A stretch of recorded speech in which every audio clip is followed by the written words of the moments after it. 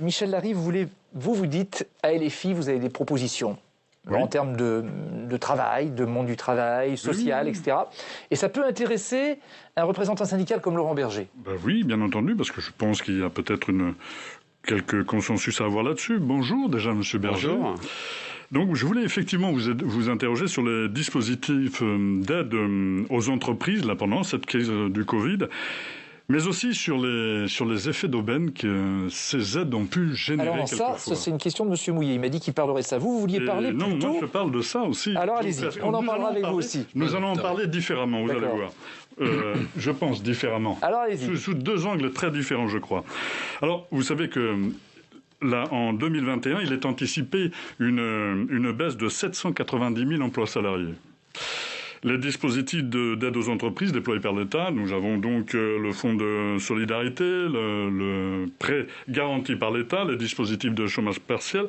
Eh bien, il est avéré maintenant que les grands groupes ont eu quelques opportunités à faire porter leur politique de réduction d'effectifs sur le dos du Covid. Je prends un exemple. Danone qui a versé 1,5 milliard de dividendes et a bénéficié donc du chômage partiel, mais supprime 2000 emplois salariés.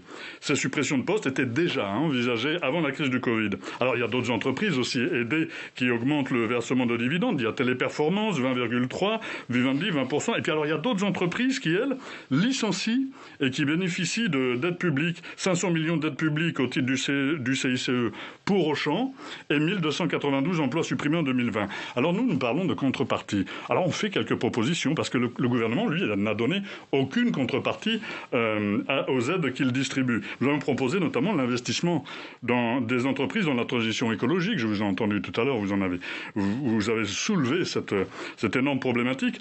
La proposition, c'est d'aucun licenciement pendant la période et l'amélioration des conditions de travail. Alors, Monsieur Berger, que pensez-vous déjà des propositions que je suis en train d'énumérer? Et vous, quelles propositions envisageriez-vous pour contrer justement ces profits de crise et imposer quelques contreparties? Et en contrepartie, Laurent Berger. Nous, dès le départ, quand le plan de relance est sorti, nous avons dit il y a un certain nombre d'aides dedans prévues avec des contreparties. Lorsque, par exemple, vous avez des aides pour embaucher des apprentis ou des aides pour embaucher des jeunes, forcément, ça se mesure s'il y a des apprentis ou des jeunes. Mais il y a un certain nombre d'autres aides, notamment la réduction des impôts de production, qui ne sont pas soumises à contrepartie. Nous avons dit qu'il faut un contrôle social sur l'utilisation des aides publiques aux entreprises. Ce contrôle social, ça doit être exercé par le comité social économique.